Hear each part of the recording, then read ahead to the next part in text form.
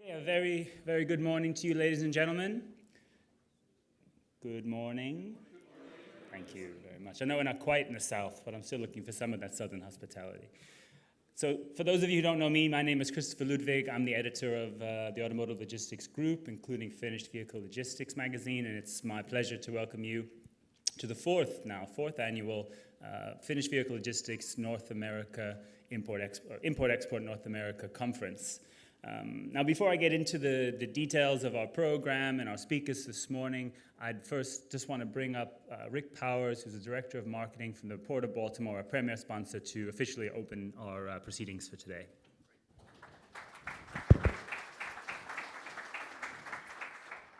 Good morning. As Chris said, my name is Rick Powers. I'm the Director of Sales and Marketing for the Maryland Port Administration.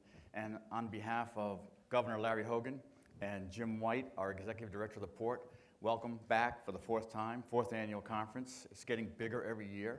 I think this year is about 100 people larger than our first conference 4 years ago, so we're really getting some momentum behind it. It's a one-day event. Unlike other conferences, 2 or 3 days, it's a one-day event, so time is at a real premium. So I don't have any time to slap on a 10-minute infomercial about the port to show you. But I will be walking around, and other people from the Maryland Port Administration will be walking around, so any questions you have, just grab us, and we'll answer them. We also have a table outside dedicated with some information on the port, but also dedicated to Q-Chat, which is our quality program. It's a program we're really proud of. So if you stop by, we can give you some more information on that as well. So like I said, time is at a premium, so I'm going to shove off here and get back to the program. Over to you, Chris. Okay, thank you. Thank you, Rick, and thanks again to the Maryland Port Administration and to the Port of Baltimore for hosting us again now for the fourth year in a row as a premier sponsor. Looking forward to the day together, and indeed this evening our finale, which will be the Pratt Street Ale House around the corner.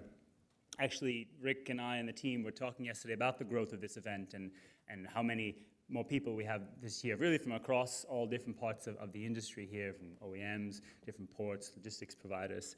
And we were wondering, is it something to do with the market? Is it a change in focus amongst companies? Is it complexity around operations? Is it the NAFTA question? Maybe it's all these things. But Rick also said, well, maybe they're just here for the party, actually. So, if that's the case, then sorry, we have a few more hours to go before we pour the beer. But we think it's going to be worth your while. Yeah, and speaking of a party, I think just a quick mention. Those of you should hopefully know, if you don't know, our publisher, Finished Vehicle Logistics magazine, Matthew Allard. Today is his birthday, so we'll have a little bit extra something to drink too. He's 79 years old, actually. So if those of you. It's actually a little-known British tradition that on your birthday, anyone who requests a private dance actually gets one, and then they have to buy you a drink. So make sure to take advantage of that with Matt later on. Let me also just take a moment to thank some of our other event sponsors, without whom we really wouldn't be able to host this great crowd here today. So along with the Port of Baltimore as our premier sponsor, we're pleased to have our global sponsor, Chengdu Logistics and CDC. It's a Chinese logistics provider who's growing globally. As it actually happens, due to some visa travel issues, no one from CDC is here today. However, if you're interested in connecting to the company, let me know, let any of our staff know, give us your business card, and we'll gladly pass it over. Also like to welcome our silver sponsors, or thank our silver sponsors, Ports America and PROAC. And we do encourage you to take some time to visit with all of our sponsors, get to know their services. This is a very specialized event, very specific to what you do, so it's very likely they have something that can help you with your business, so take advantage of that. I also wanted to highlight a new feature that we are introducing here at the Import-Export Conference, a little bit of a trial run. For the first time, we've developed a conference app. This replaces the program that you used to get. So it has the full program details, sponsor details. You can plan your day. You'll be able to ask questions, vote. You can do all of that just by downloading the app, and you can search for it on the App Store or Google Play or wherever you get your apps. We sent you some emails with those links. So take a moment at some point today, if you haven't already, download the app. Because there's other features as well. You know, if you log in, once you go into the app, if you log in using the registration number, which is on your badge, you'll also be able to connect with other attendees. You can see their profile, you can send them a direct message, and learn a bit more about the people here. So it's a way to facilitate the networking. We're also going to do some live voting for those of you who've been to our events. That will now actually happen via our app. There's a voting feature. So just take some time to do that and participate and give us your feedback on it. That's actually obviously going to be really important since it is a bit of a new thing for us. So give us your feedback, and also the other way that we're going digital. So it's not just you guys trying to eliminate paper. We're trying our best as well. We also will have iPads going around the conference for you to kind of give you feedback on the event. So you'll find them at the registration desk, or you'll see some of our staff walking around with them. So do take some time to do that. You saw as well there was some login details for the Wi-Fi. I think the code, there you go, Marriott Conf is the network, and FVLIE17 is your password. It's sponsored by ProTrans, so do use that if you need the Wi-Fi. And maybe just a reminder for those who haven't been to other events, we stream our conferences live and broadcast them on our website. So just a reminder, our speakers should sort of watch their language a little bit because it's going out to a global audience. And we then record those and we put them on our website. It also gives the opportunity for people basically around the world to post some questions and comments. You can do that via social media, and they can also participate in our voting. So our audience, as big as it is in the room right now, and it is quite big, we actually have more people tuning in from a little bit all around the world. Maybe one other little feature, just to point out, not so digital, but still hopefully useful. You'll see in front of you there's a card. It's red on one side, green on the other. These are just allow us to take little snap polls and maybe take the temperature of the audience. It's something our speakers are free to use as well. So maybe we can just do a little quick one. If you're attending the Finished Vehicle Import-Export North America Conference for the first time, could you hold up the green side of the card? So that's a nice little show. I mean, I know it's tough to say, but it's almost half the audience, Now, if you've attended it before and you're not here this year, put up red card, please. So that's good news. So anyway, yeah, we'll use those now and again just to get your quick opinion on things. So, okay, thank you for bearing with us during all the intro, but we wanted to introduce some of the new technology we have. And now, we can move on to our first session, which I do think you're going to really enjoy because we're kind of getting right to the heart of some of the big issues facing the North American vehicle market broadly, but also import and export flows and port operations, so right down to the day-to-day level. We'll hear more about the data shortly. We have some experts here who can really break things down for you better than I can. But I think you all are aware of the kind of general picture, at least for this year. There's declining sales. We see rising inventories, rising incentive levels. So there's definitely a few signs of worry after seven years of pretty much breakneck growth. And I wouldn't be surprised if some of you in port facilities can attest to some rather crowded yards as inventories rise. We're also potentially just a short, maybe a couple of days or weeks away from what is expected to be the official start of renegotiations of NAFTA, obviously raising some questions about what has become far and away the U.S.'s most important trade partners, particularly for automotive in both Canada and Mexico. I don't promise, and I don't think they would promise, that our speakers will deliver answers for you on what exactly is going to happen in those, but surely we can have some context and we can talk about what some of those implications may or may not be. So despite some of that uncertainty and despite some of the less positive sales figures that we're seeing, I don't think it's a stretch to say that this industry is still in quite good shape. Sales and production are high by historic measures. Trade in and out of ports may not be at record levels, but it's still very strong. And we see some quite interesting thing happening, whether it's the Toyota and Mazda plant, which is being built, the new Volvo plant, in terms of local production, but also in terms of import. Ford's announcement that it will import the next generation focus, almost entirely from China. Obviously raises all new questions, a whole new kinds of flow.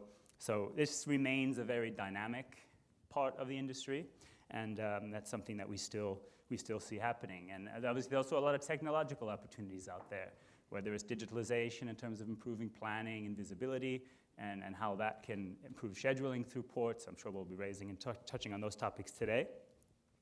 But also, clearly we can't ignore the vehicle technology, which so much of the industry is looking at, whether that's the continuing interest in battery electric vehicles or autonomous, and who knows what impact exactly that will have on ports. So whether if in a couple of years, in 10 years' time, 20% of the vehicles moving through ports were battery electric, surely that would require some changes to how we do business today, let alone if we see a big rise in autonomy. So some of these are opportunities, some of these are clearly risks, but this is why we come together and have the chance to talk them through. And listen, if it all sounds just a little bit too much, technological risk, political instability, economic uncertainty, you might take a little bit of solace in knowing that at the rate things are going, it might all end in fiery flames sooner than we kind of think anyway, so take some solace in that. And if you think I was talking about North Korea, it was actually that steam explosion that you may have noticed happened outside of the hotel and blew up the street a couple of weeks ago. So we're quite glad that we survived that and we could still get you all here today. Okay, so on that positive note, I'd like to kind of introduce our speakers who are going to give you some great insight today. First, we're going to hear from Brandon Mason, who's the automotive director and the mobility leader at PwC. Brandon is actually in a somewhat new role since you would have last saw him, but he'll still be able to provide you with some market data and insight, and also looking into changing technology and mobility trends. And we're also very pleased to welcome for the first time to this conference, some of you may have seen him before if you've attended our events in Mexico or Detroit, Al Zapanta, who's the president and CEO of the US Mexico Chamber of Commerce. And Al is really the guy you want to know if you want to do business in Mexico, if you want to get anything done between the US and Mexico, including connecting with some of the highest levels of governments in Mexico. So we're very pleased that Al will join us today. I'm going to hand it over to them now, so we're going to first hear from Brandon.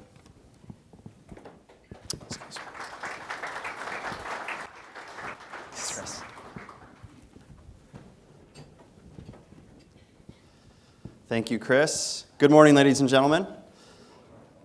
So I do see a lot of new faces, so that's good. So hopefully those of you that are hearing me for the first time, you'll find my comments insightful and knowledgeable and a little bit entertaining. For those of you that have seen me present several times before, I apologize in advance. I'll try and keep it a little bit different and keep you on your toes. So as Chris mentioned, I am in a slightly new role at PwC, talking a bit about mobility, which I'll get to at the end. But I want to start off and talk a little bit about where the industry is at today, where we see things from a global standpoint. We'll drill down to North America. Obviously, the import-export outlook is of extreme importance to the folks in this room. And then that'll tee it up nicely for Al to talk a little bit more about NAFTA and the potential implications there. So let's jump right into it. Our global assembly outlook. The story here has not changed significantly over the last couple years. What you see there is a breakdown between emerging and mature market growth from 2016 to 2023. What you see there is of the 20 million units or so that we're forecasting for global assembly growth over the next 7 years, 94% of that is coming from emerging markets. So people often wonder, well, the US, the European Union, Japan, we're all sort of in various states of stagnation. US, we're going to see a sales decline this year. Europe is relatively flat. In Japan, we continue to see sales and assembly declines.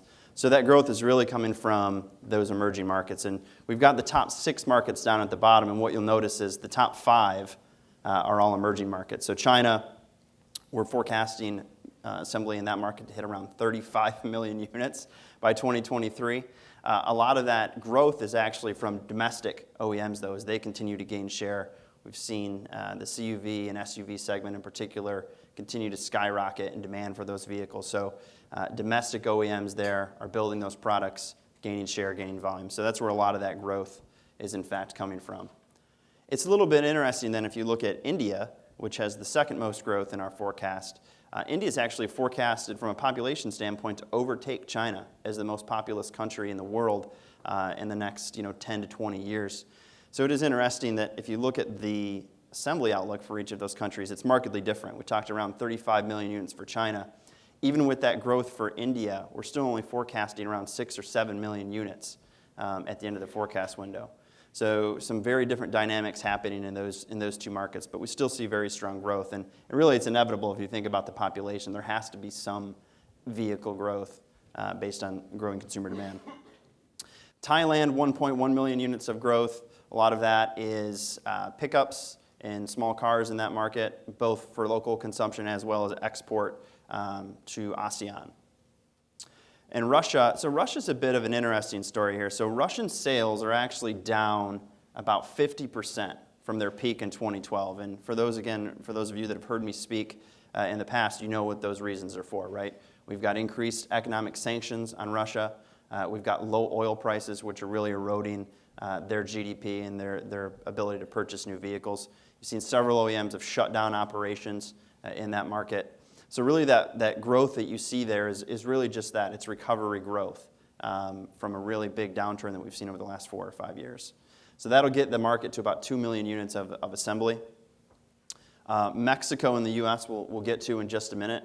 But I did want to make note, and Chris mentioned it during his introduction comments, that 900,000 units does not include the Toyota Mazda plant that was announced just last week. So if you add that on, and you assume that comes to fruition around 2021, you're adding around 300,000 units to the U.S. top line, which actually catapults the U.S. to the number 3 growth market.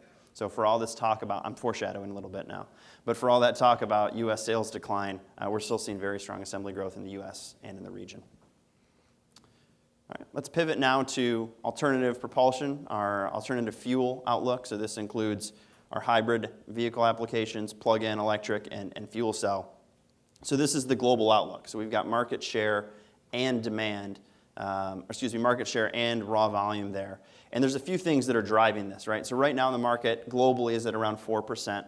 We see that going to just over 11% by the end of our forecast window. What's really driving that are the regulatory trends that we're seeing. So Europe is a great example of that. We've got a couple headlines there. You can see that in the UK, they've promised to ban new diesel and gas vehicles by 2040, which essentially means from that point on, it's all electric or fuel cell. Several other European markets have made similar announcements.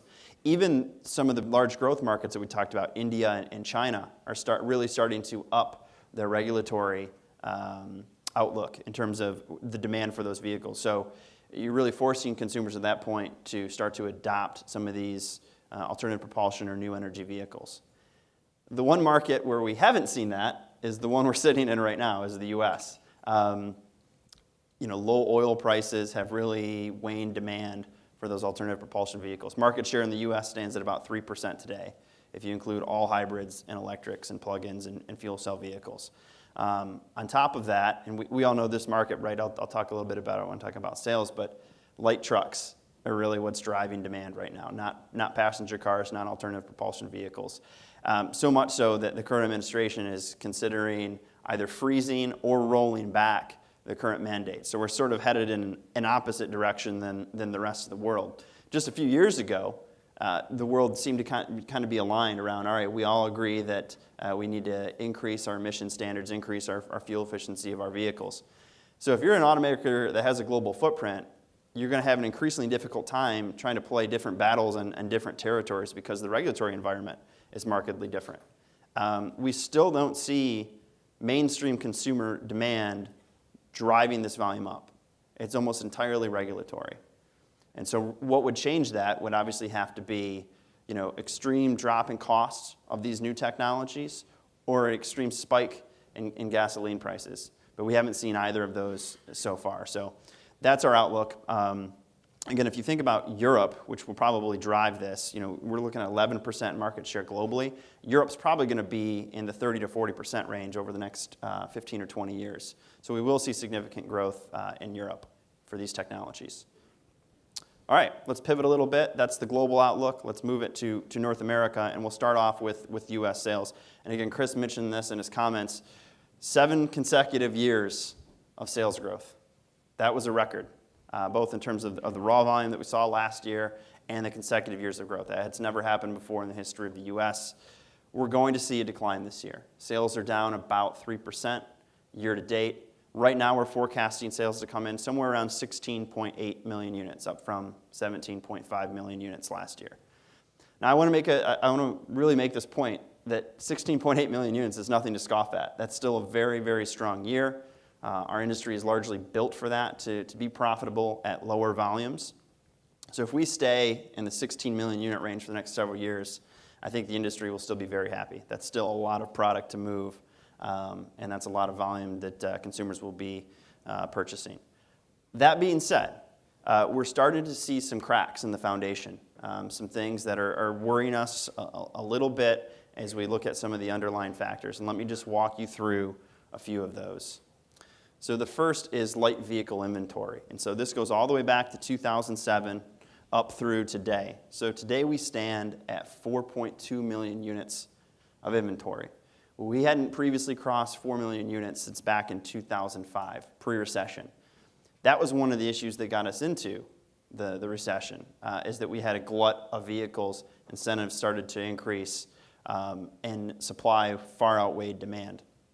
Now, we would expect inventory to continue to increase. If you look at the volume from 2009, which is our low point, when essentially factories stopped production for a few months, it's steadily risen with sales. What's concerning us now is that although sales are starting to dip, that inventory continues to rise.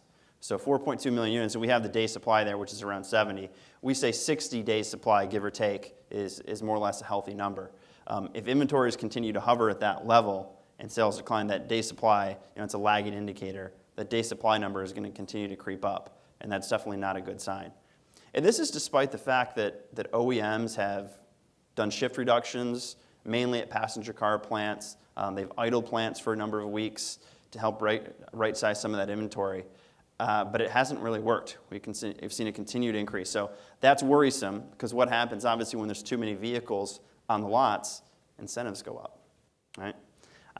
So this is our current incentive outlook. So keeping in mind that the average transaction price for a new vehicle now is around $35,000. That's a really big number, right? And it's indicative of what's driving sales volume right now. We're at about 62% light trucks and 38% passenger cars. I should make note the inventory there is about that same mix too. So at least the inventory mix is on par with what the sales mix is. But incentives are now above 10% of average transaction price. So I said $35,000 average transaction price, $3,600 average incentives. What's crazy is if you look a level below that and split that out between car and light truck, car incentives are actually higher than light truck.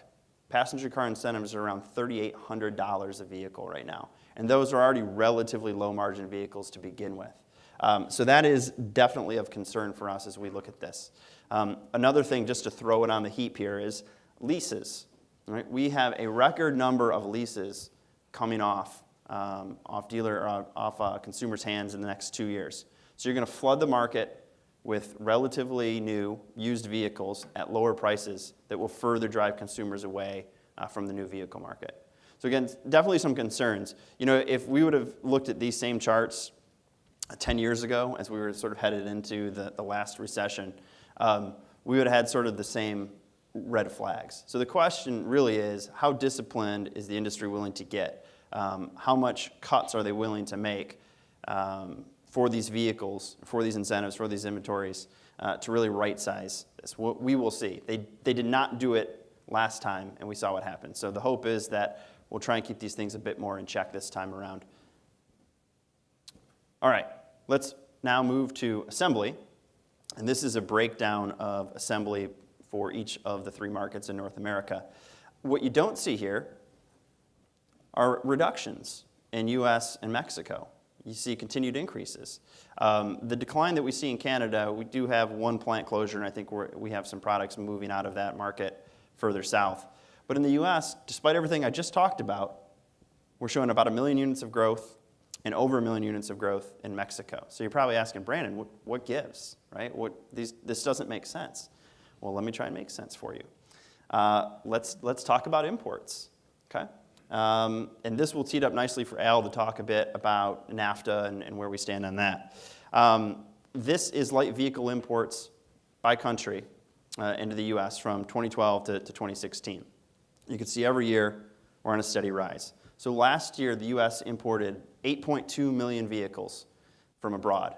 About half of that volume, a little over half of that volume was from Canada and Mexico. Mexico, we imported about 2.2 million vehicles from Mexico. That represents a 50% increase in imports from Mexico since 2012. So we're continuing to see very strong growth in imports from that market. The rest of that volume comes from Japan, Germany, South Korea. That's where the bulk of it comes from, the other half of it.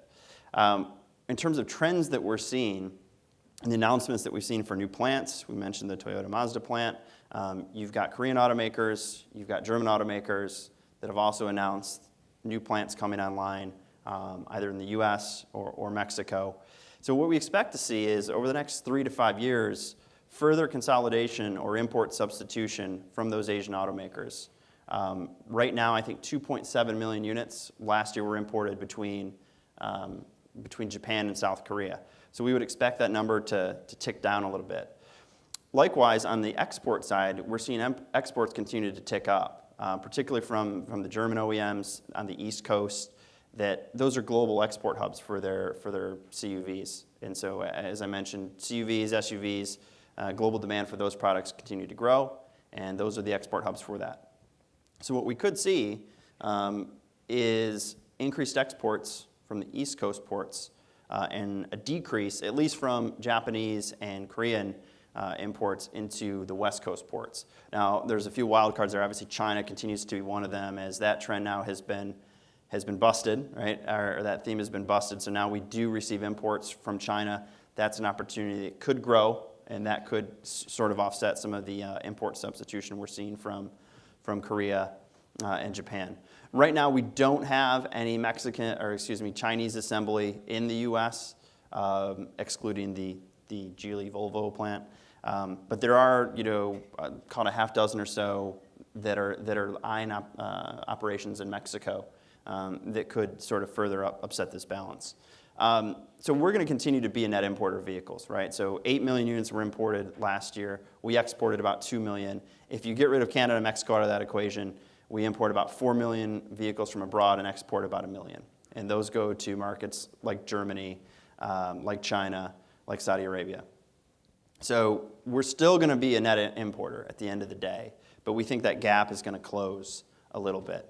Obviously, as it relates to NAFTA, there's some uncertainty there, and so automakers are taking varying levels of preparation that can, some that have the flexibility of having capacity in the US or Canada if they needed to move that volume. But I'll leave it there. I mean, I think right now there's some cautious optimism around where those negotiations are going. I'll leave it to Al to talk a bit more on that. So from a light vehicle assembly standpoint, now this is looking at the entire region, we really see about 8% growth from 2016 to 2023, which is a solid number. Again, despite all the sales fluctuation, those added import substitution volumes, as well as increased investment in export capacity outside of the region, are really going to help buoy up our assembly top line. So that's good volume. Over 19 million units by the end of our forecast window, pretty strong utilization at the facilities. And again, that should be able to weather any sort of moderate downturn that we see or sales cycles. So fairly good news. So that is our sales assembly outlook. I want to pivot now to mobility and just talk a few minutes about mobility as I close out my comments. This is something that I'm now working on very closely, that our firm is paying a lot of attention to. The idea of mobility, and when we talk about mobility, what do we mean, right? It's really moving people and goods from place to place. Bill Ford gave a great TED Talk about 6 years ago. Let's try the things. Has anybody seen the Bill Ford TED Talk back in 2011 around mobility? Green if you've seen it, red if you haven't. See a lot of reds. Well, good, then I can enlighten you. I saw a couple greens, though. Nice. The reason I bring that up, it's still relevant today, 6 years later. When you talk about emerging trends and you fast forward 6 years, the story has often changed quite a bit. In this case, it hasn't. Basically, his points were that people globally, their freedom to move about is being threatened by gridlock. Right? The population is expected to exceed 10 billion people over the next 20 or 30 years. We're expecting to have anywhere from 2 to 4 billion cars on the road. These are huge problems that society needs to address. It doesn't matter, he said, if you have 1 billion clean cars sitting in a traffic jam, it's still a traffic jam, right? So while the industry is addressing emissions and safety and things like that, we need to address gridlock. And to do that, you need a number of different solutions, right? So that's any combination of autonomous, connected, ride-sharing, car-sharing, smart cities, smart infrastructure, and new cooperations and business cases. So there's a lot of different things that are going on that need to happen.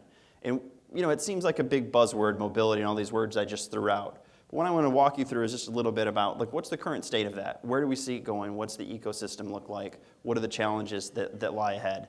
And just to paint a very broad picture of that, and obviously happy to discuss during the panel discussion, during Q&A, or afterwards when we're having coffee, drinks, etc.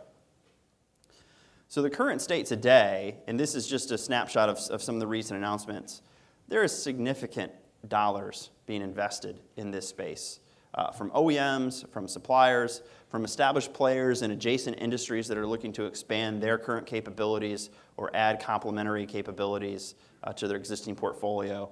We've got a whole host of new players that are coming up, seemingly new ones come up every day, right, that are investing in new software and new technologies that are being bought up by these players, that are establishing themselves as giants on their own.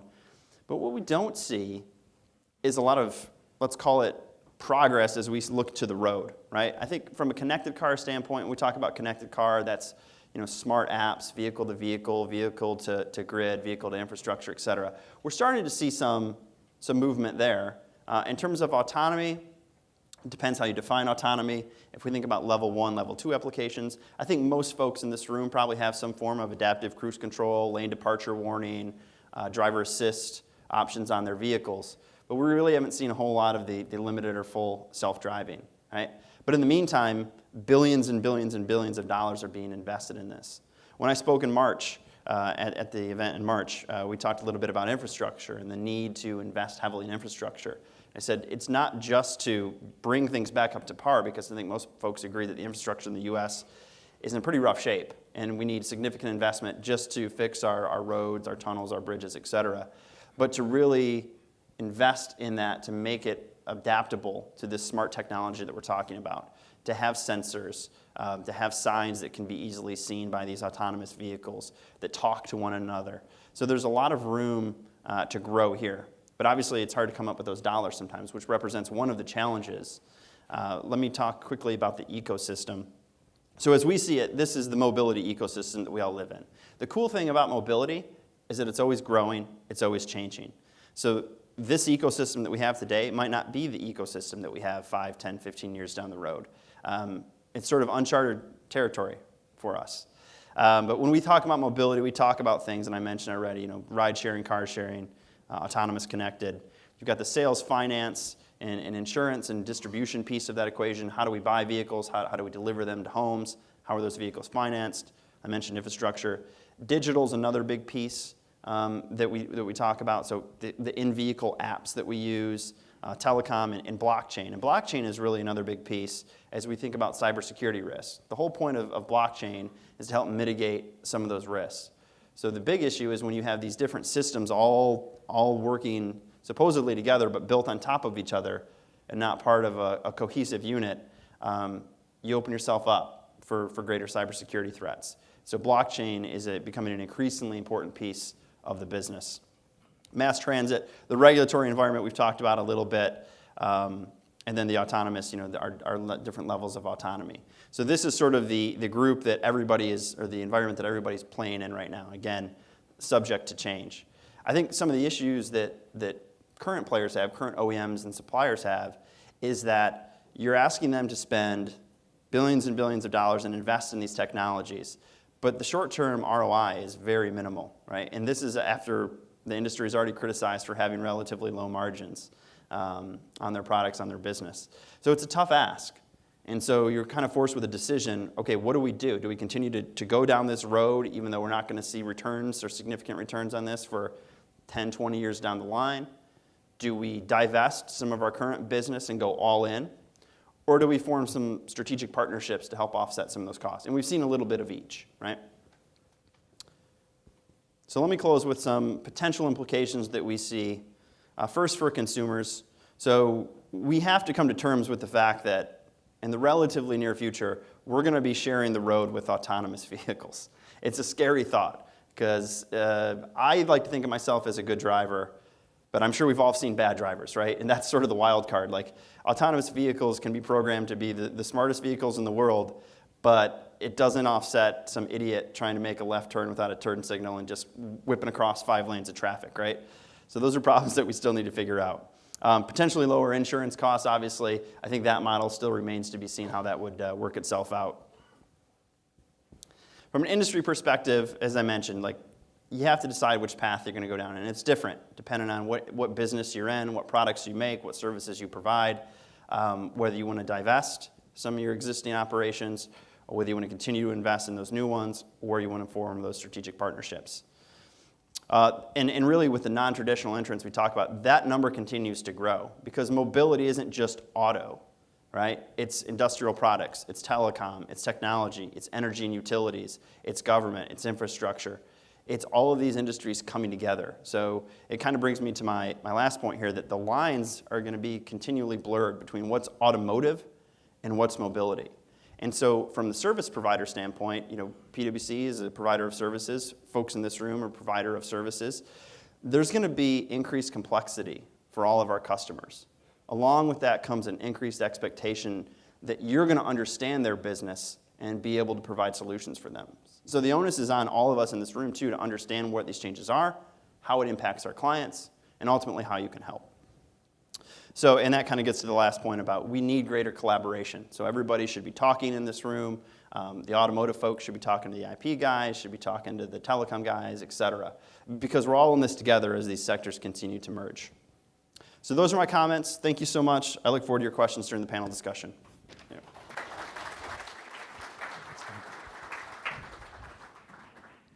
Thank you very much, Brandon. I think that really gave you a little bit of everything in terms of the various challenges and opportunities and risks that we have ahead of us. Clearly, as mentioned, there is the economic question, there is the volume issue, rising inventory, incentive levels, what direction exactly we're going, but still at a healthy level. Maybe, I always sometimes think that the vehicle supply chain could maybe be an early barometer of some direction, so maybe we should take advantage of that.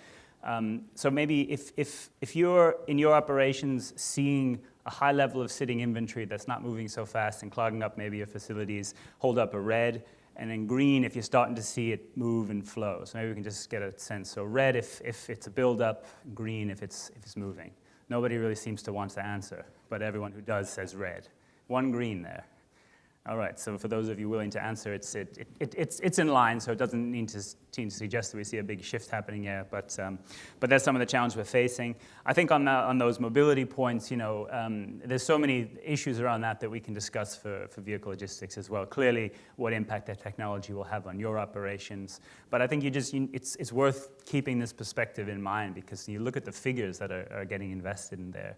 I think in March when we had our conference in finished vehicle, and in Europe, GM had just sold Opel to PSA, and I think it was for a little over €1 billion, maybe with another 800 for the financing arm. So $2 billion for the whole operation. More than 1 million cars, production sales, some great technology, engineering, and then what was it? Intel bought Mobileye for $15 billion. 15 times more than a whole. So that's just for like an Israeli virtual startup technology firm. So there's so many bets being made here. You can only guess that it's going to work out for some and not for others. And this industry really could change quite a bit in the next 10 years or so. So a very interesting perspective for us to be looking at now. Now I'm very pleased again that we could have General Al Sapanta, who can give us some perspective from the US Mexico Chamber of Commerce. Thank you, Mr. Sapanta. Thanks.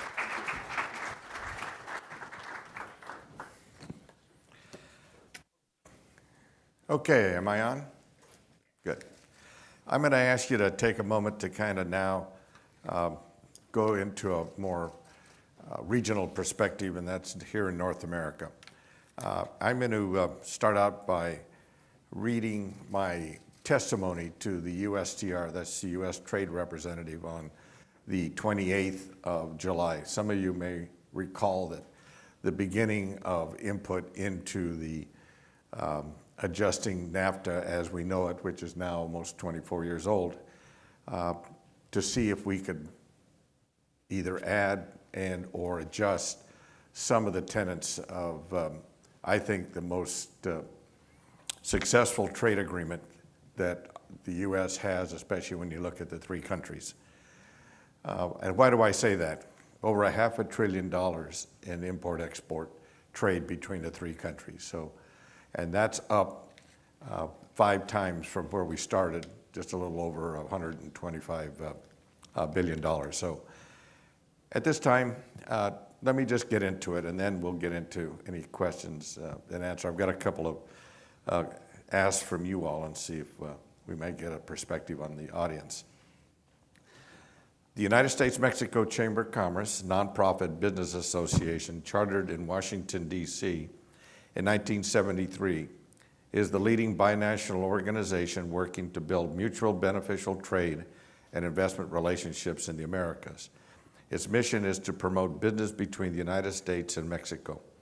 We presently have 10 offices in the U.S. or chapters and 10 in Mexico, and I'll name the ones in the U.S. quickly for you. Boston, D.C., Miami, Chicago, Detroit, Seattle, Salt Lake City, Los Angeles, and Houston, and Dallas-Fort Worth. I moved the headquarters of the Chamber to the Dallas-Fort Worth area, right outside the DFW airport, because I wanted us to get closer to where the center point was, that I think, between the three countries, in fact, North America. The success of NAFTA and its impact on the U.S. economy cannot be refuted. With tri-national trade up 245% since 1993, this is $127 billion richer each year due to the extra trade growth that results from the cooperation of NAFTA partnerships. As an example, Mexico is the largest market for the U.S. in energy, while Canada is the biggest energy supplier, creating a combined $100 billion in energy goods and commodities. In 2016, the United States exported $231 billion to Mexico, which is more than it did to the UK, Germany, France, and Italy combined, and nearly twice as much as it did to China. In agriculture, NAFTA provides the third largest destination for American-grown produce and crops. It is also telling to note that the current over $500 billion trade gap was created by the relocation of American manufacturing and technology-based businesses out of the NAFTA partnership. China accounts for more than 60% of the U.S. trade deficit, and petroleum accounts for more than a quarter of the balance. North America, from the Arctic region to Panama, over the last 20 years has seen a major breakthrough in the way trade is conducted in the Western Hemisphere. Let me interject at this point. We look at North America as from the Arctic to the Panama Canal. Why do I say that? 2 reasons. First, the Northwest Passage is now open, where transit from Russia now goes all the way to Northern Europe.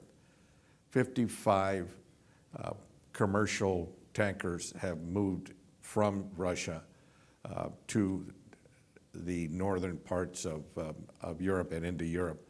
In the U.S., only 5 ships transited.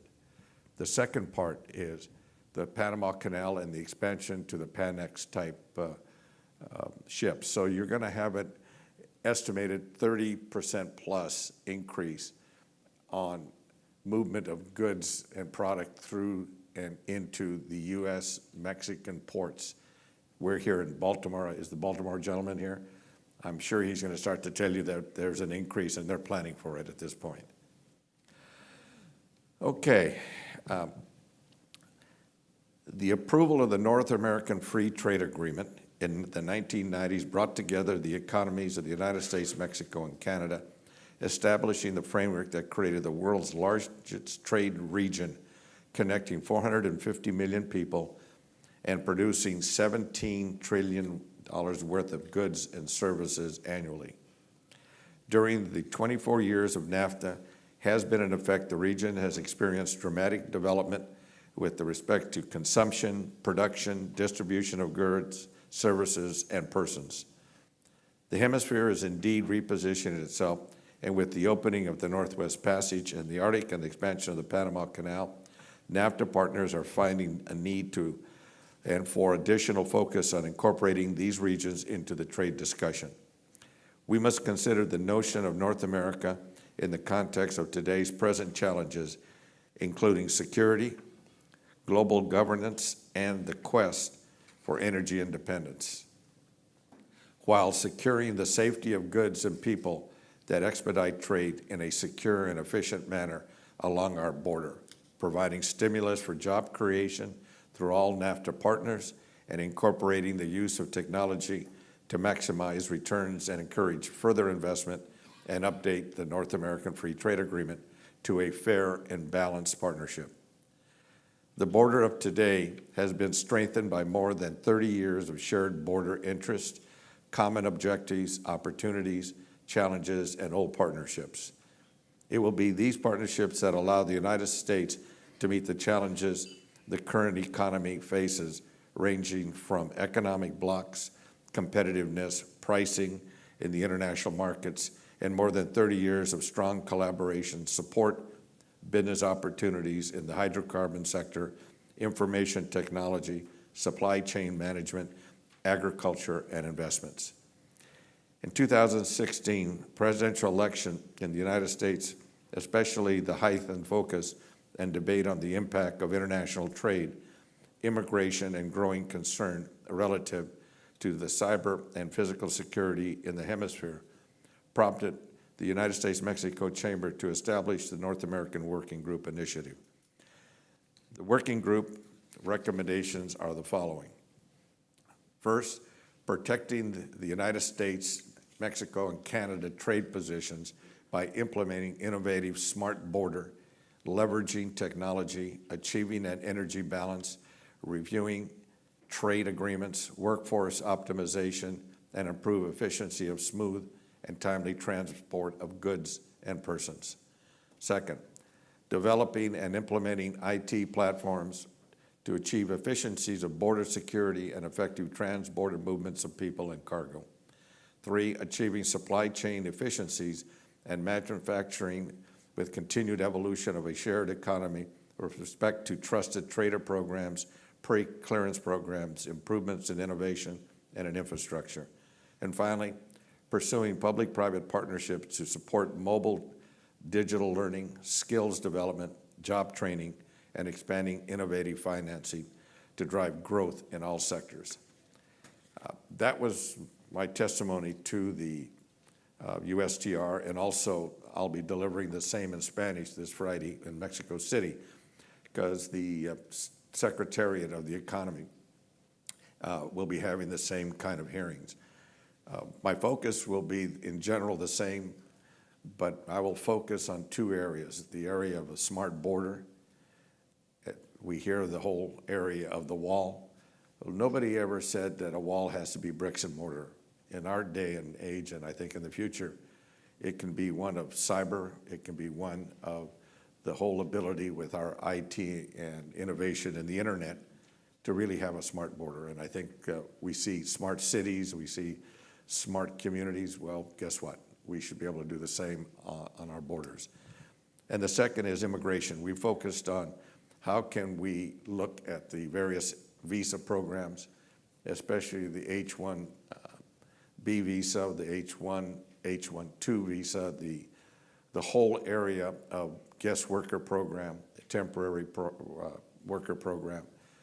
And we see that there is not only a change that needs to be done in updating, but the numbers don't work. As an example, when you start to look at the Department of Labor has the ability to determine what is the classification of a specific kind of job, it only represents about 2% of the whole when you look at jobs that are coming from foreign individuals that may have a degree in specific areas. And I can get into some of them, like it's rather interesting. There are cases where individuals have degrees in architectural and I think they call it agricultural planning, I guess, urban planning. And yet the Department of Labor considers themselves gardeners. So that's a hard one for me to kind of take.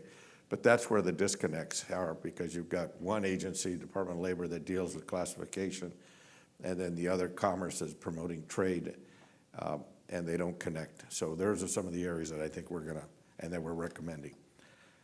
I would like to ask you a couple of questions before I sit down. And how many of you, show me your red, this is kind of a new one for me, the red card of those of you that think that the Trump administration is going to impose a 20% or thereabouts border tax. Red if you think they're going to do it. Green if you think they're not going to do it. Great, we got a smart group here, because that's where I am. When I spoke before the Mexican Congress back in February, that was the first question I got. And the answer was very simple: no, there will not be a 20% border tax. And by the way, that came out of the Congress first, before then candidate and now President Trump took that up. And because there was a sense that if we could put a tax at the border, that it might help in the exchange of what the deficit of trade is. And let me give you an example. When we were doing NAFTA, and I was part of those negotiations in the early 90s, Mexico had a deficit of about $40 billion in its reserve account. Today, they're positive $60 billion. At that time, we were not a negative, but a positive. And now we're saying, well, we're negative and we need to balance it. At the end of the day, I think you'll agree with me, a strong neighbor is the best kind of neighbor that we want to have. And I think we're going to see that in the adjustments. One of the things that we did not do in that NAFTA negotiations back 24, 25 years ago, we couldn't talk about energy. Why? Mexico had its own protected market and it was not open. It is now. Secondly, the internet was not functioning, and especially in the international. And then I could get into others, agriculture as an example. The agriculture part and component of NAFTA was one where we got into really heated discussions, because a lot of what we call the winter produce was coming north, obvious reasons. Excuse me. Now over 50% of the Mexican producers are jointly owned by US and Mexican producers. Why? We have the market. So all of a sudden you start to see the equalization of how you take, it's all ships are going to be raised by the raising of that economic wave, so to speak. So that was one that I want you to think about, want you to know that. Why did I bring it up? Times have changed. We do need to get in to look at what are the adjustments that could be made as far as NAFTA is concerned. The second one I'm going to ask you is, how many of you feel, and please give me your red card, that the rules of origin will go down from 60 to 65%? Red? Great. Green? Don't put it up. You've already answered. Why did I ask that question? Those of us and those of you in the automotive sector are the ones that are going to be impacted because of production sharing and because of rules of origin. If the push is to push it down to a different level so that the actual rules of origin will not help the NAFTA countries but will bolster the US only, I think you'll agree with me that the price of the product will also go up, just by virtue of the cost of manufacturing. And so I don't think we're going to see that adjustment. And in fact, the automotive industry and manufacturing has really weighted in very strongly. So I will say to you right now, the Trump administration has taken off the table, both at Congress and in the administration, any border tax. And that's good news, especially in this business of automotive and automotive logistics. And second, as to rules of origin, you'll not see it be imbalanced so that it will be put at a different and or a disadvantaged state. So with that, I hope I gave you a little bit to think about. I'm prepared to answer any questions that you might have, and I don't represent the Trump administration. I represent the private sector. By the way, the chamber is fully funded by its membership and no government funds. So look forward to hearing your questions. Thank you.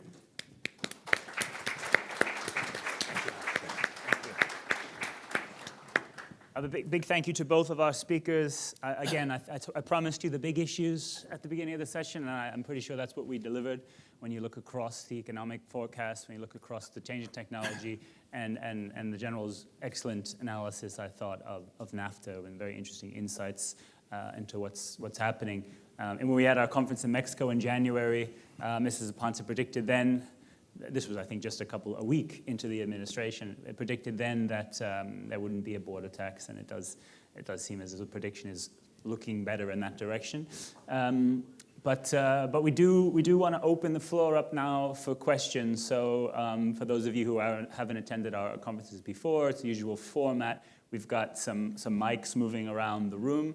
So if you put up your hand and just say your name and your company, and then we'll address the questions from there. There's also a few questions I noted already on the app, which some of those that are relevant I'll bring up as well. But we always like to say we want to use social media, we want to use technology, but we want to stay a social conference. So I always give preference to people who want to ask a question live, so to speak. But I'll start. Maybe Mr. Saponte, I mean, you've kind of saying that tariffs are off the table, or you don't predict any increase in tariffs. We did have a potential situation earlier in the year when the Trump administration seemed close to unilaterally withdrawing from NAFTA, and I think as a negotiator, it's not a threat that he necessarily seems to have taken off the table.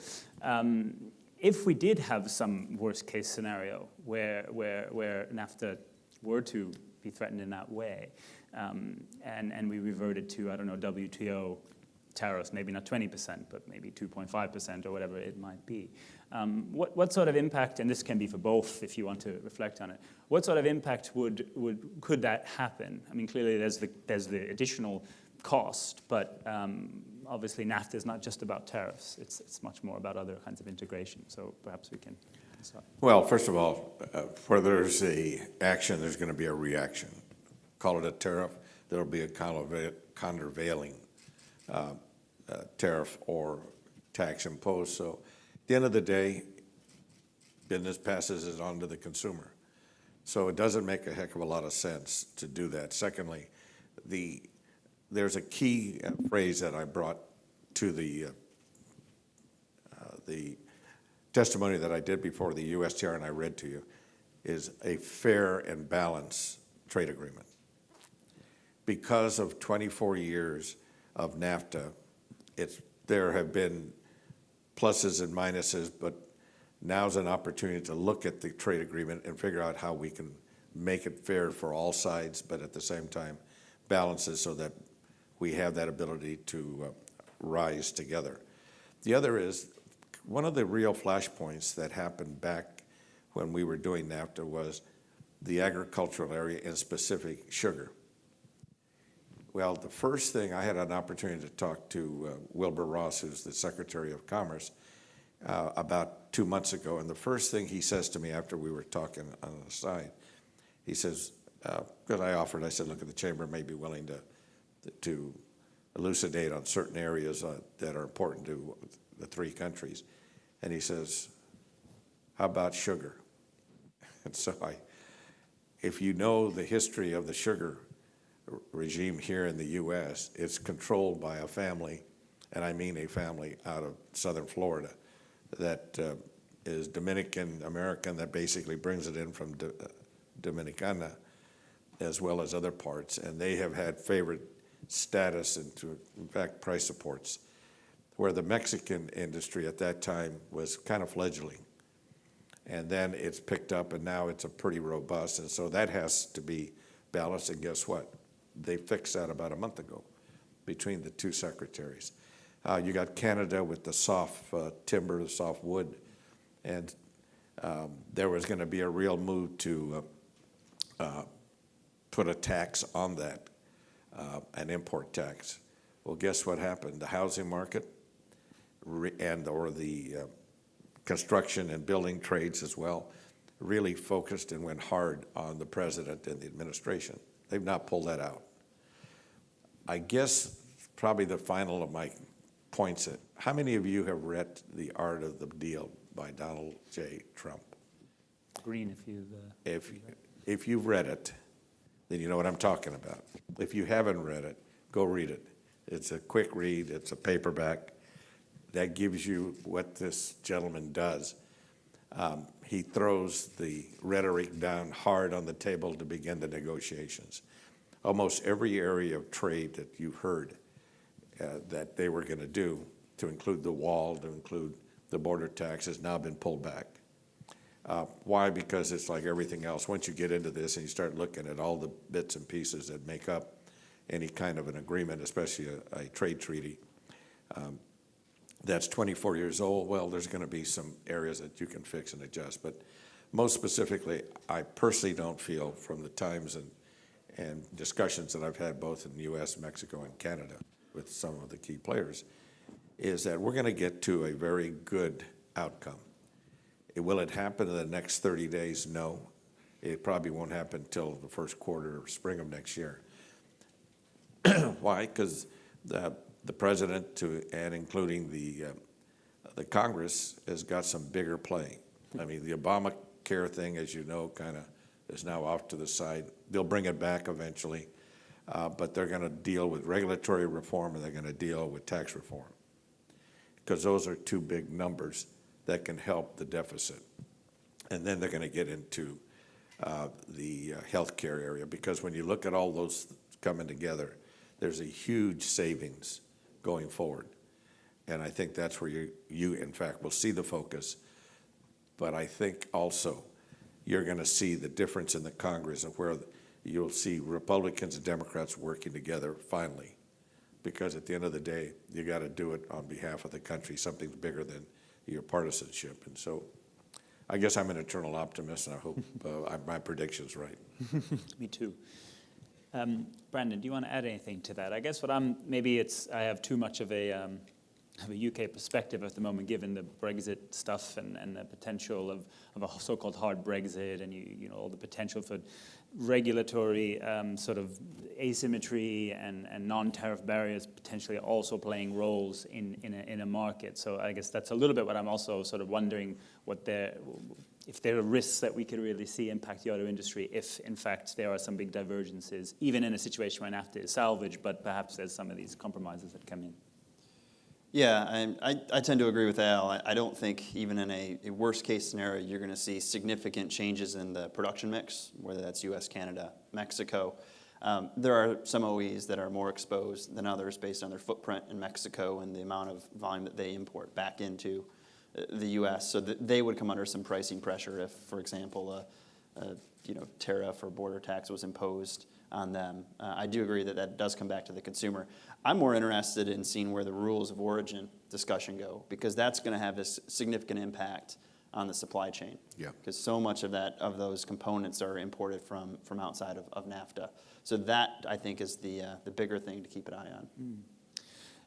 Mrs. Zapanta, we spoke a lot at our other conferences and with your organization about improving the border. You mentioned it as well.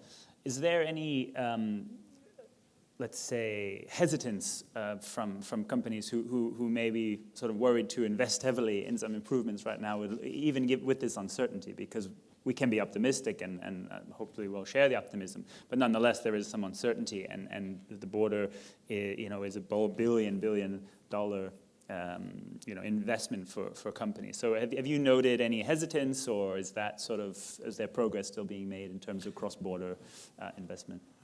Yes and no. The yes part is everybody, both on the Mexican side, Canadian and U.S., from the private sector, we're trying to figure out where is this going with the new president and some of the rhetoric that came out. And I say rhetoric because all of us have been participants in the political environment every 2 years and every 4 years at a presidential. In Mexico, it's every 2 and 6 years because the president is a one-time election for 6 years. They will say, and I'm talking the politician will say things that more than likely will not be implemented during their tenure in office. It's just the reality of it. This last presidential election really got under the skin of Mexicans for obvious reasons, because they were insulted. And so it was hard for many of us to bite our tongue because the sense was this will also pass, and it has. And so I think what you're going to see, and I guess my sense is that it's too close, it's too long of relationship, and more importantly, the economics is going to be the driver. Why do I say that? I live in Texas. 40% of the $500 billion that is going in import and export and jobs are out of Texas with Mexico. And in fact, a company by the name of Mission Foods that produces 1 billion tortillas every day is also the largest tortilla manufacturer in the United States and happens to be a member of my board as well. They put $4 million into a Texas-Mexico project at SMU, Southern Methodist University there in Dallas, to really bring the heightened awareness in the country and both countries as to the importance of a major border state like Texas with Mexico. And by the way, the number 2 senator in the Senate is John Cornyn of Texas.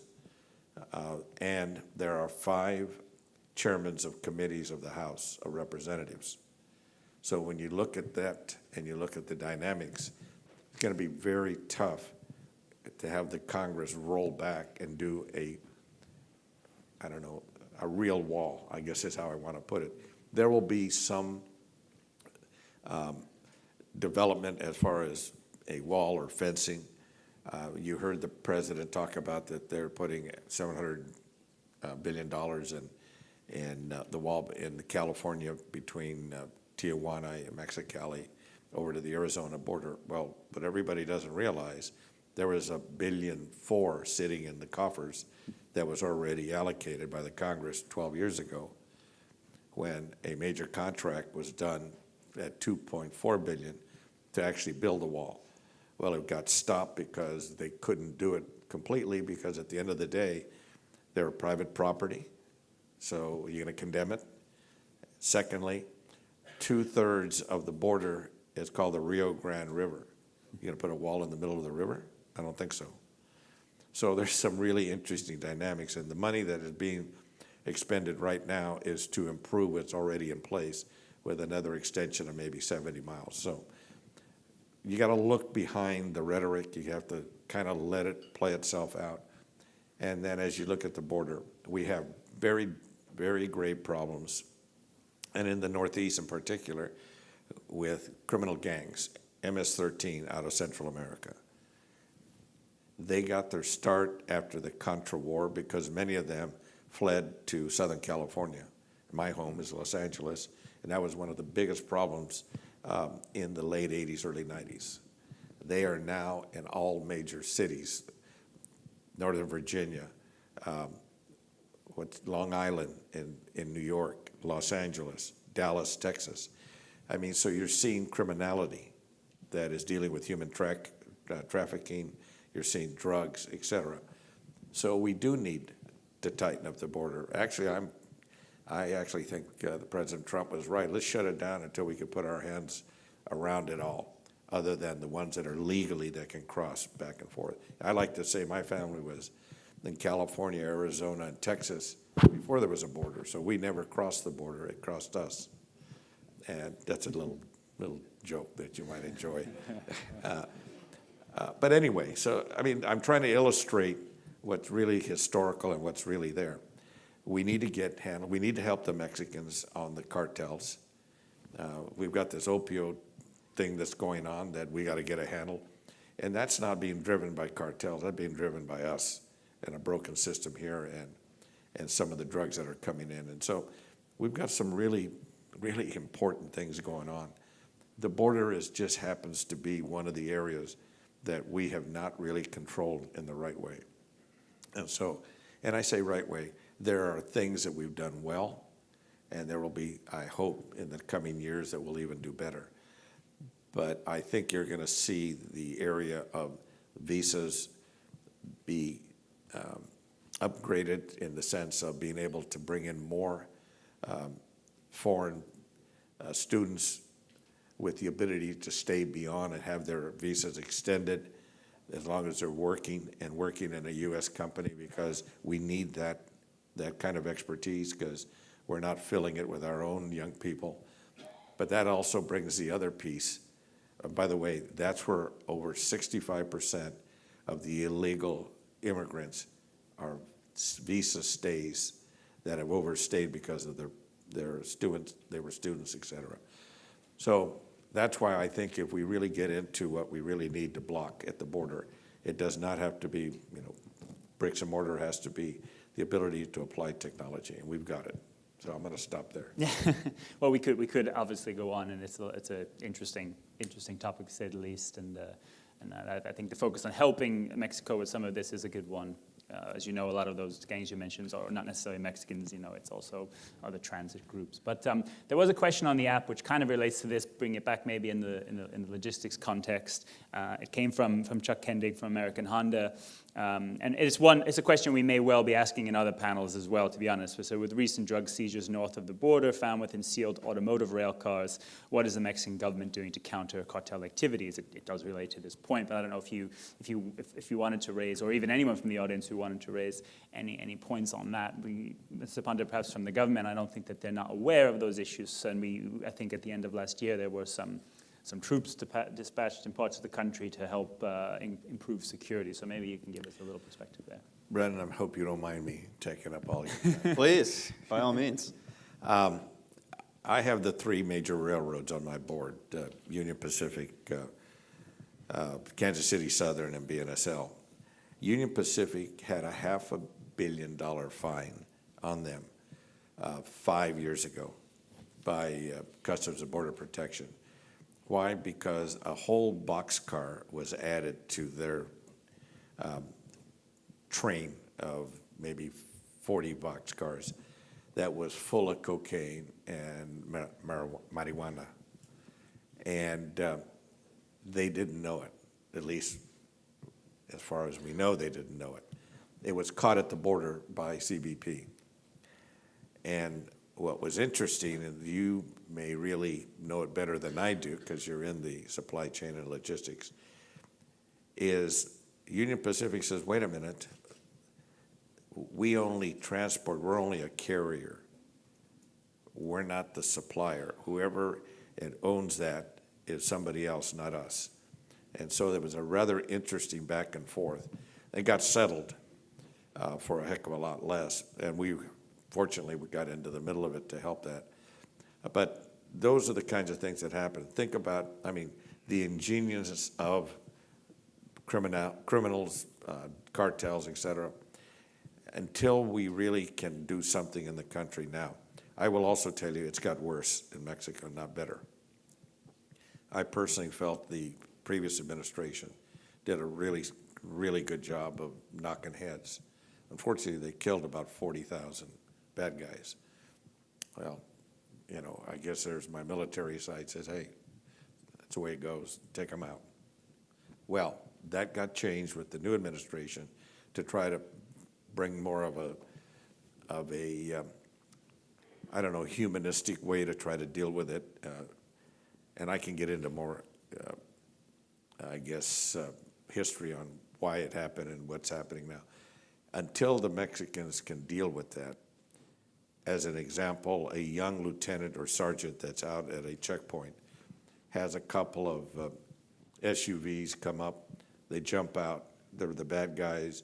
They hand them a bag of $20,000 and say, "We don't want you here next week.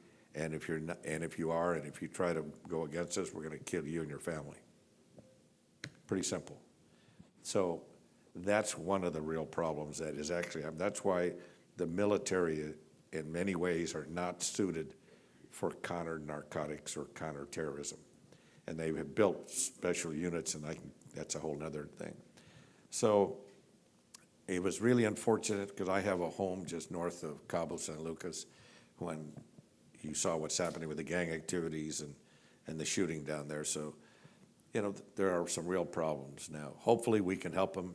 We have been helping them.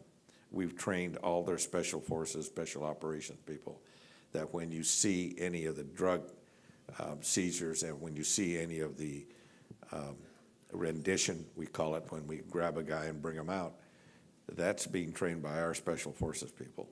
And they are training the Marines of the Navy, who are the ones that are doing the hits. So my problem is I can get into it and keep rolling on you. I don't want to do that other than to tell you they have a problem. What's going to really get them is the people. We're not going to go there for tourism. And that's a big, big number. Secondly, by the way, one last thing. The three major inflows of revenue: oil, they used to be 4 million barrels a day, is down to 2. So guess what they did?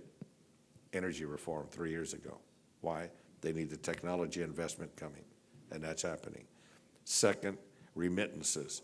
All the legal and illegal people that are working in our country, $20 billion a year 4 years ago was going south. That's cut in half. Why? You have zero in the last 2 years of migration, immigration, both legal and illegal, coming from Mexico. Why? Because of people like you. They're working in the OEMs down there as small, medium-sized business as part of the supply chain. Give them a job, keep them home. Guess what happens to our illegal immigration problem? Unless it's coming from Central America or other parts of the world. And the third thing is tourism. 60% down from where it was 3 years ago. So now you have a total influx of GDP of less than 50%. That's huge for a country. So you see a lot of this stuff happening. So I thought you ought to have those stats. Thank you for that. Another question that was on the app, we'll move off NAFTA for the moment. It was to Brandon. We know the answer to this question, but I think it gives an opportunity to give another perspective. It came from Ricardo Rezende from AGCO. It was do your stats include agricultural equipment or automotive only? Now, I'm pretty sure they were automotive only, but do you have any perspective on, say, the commercial vehicle and farming equipment industry and how that's sort of developing as well? Yeah, I mean, in terms of the import-export, I mean, there's still an imbalance, right? I mean, that number gets thrown a lot. I know one of the Trump administration's pillars was we want to decrease the trade deficit, but economists will tell you that that's not necessarily a bad thing to have a trade deficit. One, if you look at the variance in population and economies of the two markets, the other is that encourages spending by the other market that's getting those imports. So there is an imbalance. I mean, I have less perspective on the commercial side of the business, the ag side of the business. I would assume that a lot of those issues are similar to the light vehicle side of the business as well. Yeah, yeah. Any questions from the audience? Besides that, what comes on via the app? We have a question right there in the corner of a mic coming to you. Sorry, we have a very aged team. He's going to get you for that one, Chris. Thank you for bearing with us. Hi, my name is Jim Frizzoco. I'm with Plycar Transportation in New York. Just a question. Do you think if the administration changes the tax policy, that will help our country when it comes to the renegotiation or the adjustment to NAFTA? So a tax policy change before the negotiation or as it's being done? My sense is that it depends where it is and what it is. That's a political answer, by the way, if you haven't figured that one out, because I don't know what it's going to be like. It depends where they want to focus. I think if the Congress really moves on the regulatory and the tax reforms, that's going to be a huge step in the right direction. But as far as NAFTA is concerned, I don't see the recovery of major amounts of money with some of the adjustments. If anything, I think it'll be a more balanced approach, because at the end of the day, it has been working. I mean, when you look at the growth to $500 billion, I mean, you can't deny that it worked. And by the way, most of the two reasons that the Midwest and the automotive industry and manufacturing suffered, automation and robotics, and China into the WTO. That's way the majority of what impacted. So, we're good at innovating, we're good at changing up how we do work, and at the end of the day, I think this industry in particular has got it right and is going to keep pushing forward. So I don't think the Trump administration is going to get in the way of that. Now, the big part of it is, what are the unions going to do to help it? Yeah. There was another question on the app, since we swung a little bit back to NAFTA here, and it was, do you think the administration views NAFTA as a tool to strengthen the region vis-a-vis the EU and emerging or rising Asia? Again, you don't speak for the Trump administration, but one could probably argue whether or not they really see it that way. That's not necessarily been the rhetoric, but that's an interpretation of a strong NAFTA, that a strong NAFTA can indeed be a bulwark, if you like, against some of those other regions. I don't know if anyone has any comments on that. Yeah, I've always been a supporter of that idea, because at the end of the day, this is our neighborhood, and you've got the EU with all their combining of nations, and then you got the Asia Pacific with China, et cetera. I mean, so at the end of the day, we still are the strongest and most powerful trading relationship on the globe, and I think we will continue to be. Now, does that position us with a Trans-Pacific Partnership? That, of course, this administration basically say we're out of that. They want to go more bilaterally, but I don't think that's the only way they'll go. And with the EU and with Brexit, anybody's guess is on that one. Yeah, I mean, you've got isolationism, and then I think the step beyond that is regionalism. So, we got out of the TPP. I think there's concerns there with what that deal would do. So, from a NAFTA perspective, again, I agree with Al. I think having that in place keeps the region strong, keeps the trade flowing, and I think it's going to be good for the economy. The TPP part of that is, again, a bit of a wild card, as with anything involving some of the Asian markets. I will tell you why we were part of the Trans-Pacific Partnership, was because we wanted to pull together the Asia Pacific against China. This administration came in and they wanted to have a rapprochement with China, but they also felt they did not want to get straddled into a multi-country trade, since that was a lot of his rhetoric coming out. So at this point, do we do something with that? My sense is there will be something that'll come along that. It may be sub-regional, but the big deal is China and how that sets up. It's going to be really interesting now. North Korea really gets out of the barn, and we got to do something.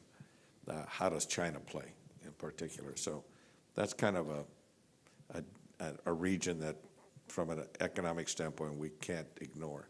Europe's a different deal, period. Switching track a little bit, Brandon, I recall in past presentations where we've had our conference, you'd not anticipated very much OEM consolidation over a fairly long horizon. I wonder if, now that you've been looking at the mobility side and all the investment that's going in, and some of the bets that are going in one direction, and which some companies arguably won't win out on, some will lose, some will win. Has that changed your perspective at all? Do you see a bit more of a shakeout in this industry, looking a bit more long term?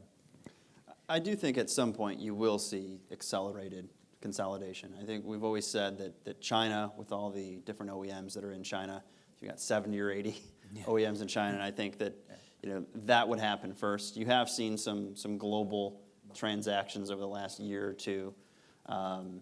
So I don't think from the established players, I still don't think we see massive consolidation or even moderate consolidation. I think one or two here and there, but I think more so those strategic partnerships that I mentioned before. So investing in each other, tying up on technical opportunities, sharing plants, et cetera, rather than full-on consolidation or acquisition.